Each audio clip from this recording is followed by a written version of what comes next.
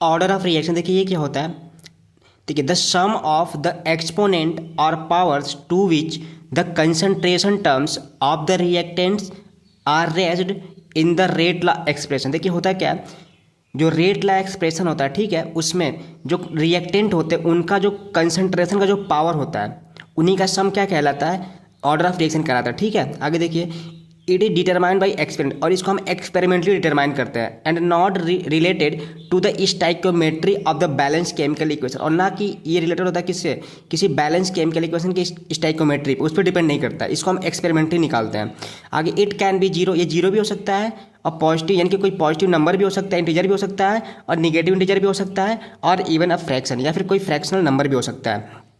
आगे पॉइंट है the overall order of a reaction is the sum of individual order with respect to each reactant. अगर मुझे overall order निकालना है तो क्या करेंगे, जितने मेरे रिएक्टेंट्स का जो पावर है, जो ऑर्डर है, उनको सबको क्या ऐड कर देंगे, तो क्या आ जाएगा, ओवरऑल ऑर्डर ऑफ रिएक्शन आ जाएगा। जैसे मेरे पास देखिए हमारा कोई केमिकल रिएक्शन है, small A plus small B C small C और सी बन रहा है। ठीक है, इसमें स्मॉल बी और स्मॉल सी क्या स्टोइकोमेट्री है इस रिएक्शन का, और कैपिटल ए और कैपिटल बी क्या रिएक्टेंट है, और ये क्या बन रहा है, कैपिटल सी प्रोडक्ट बना। ठीक है, देखिए इसके लिए, इस रिएक्शन के लिए, केमिकल रिएक्शन के लिए जो रेट लॉ एक्सप्रेशन क्या हो जाएगा, ऐसे हो जाएगा। रेट लॉ एक्सप्रेशन होता है क्या है, relation between rate of reaction and concentration of reactant, यही होता है। तो देखिए रेट ऑफ रिएक्शन क्या हो जाएगा, के टाइम्स कंसंट्रेशन ऑफ ए की power M concentration of B की पावर एन, के रेट कांस्टेंट हो जाएगा। देखिए जो एम और एन है ये क्या है, इसी को हम पावर बोलते हैं, ठीक है, एक्सपोनेंट बोलते हैं, जो कि कंसंट्रेशन वाला टर्म्स पे रहता है।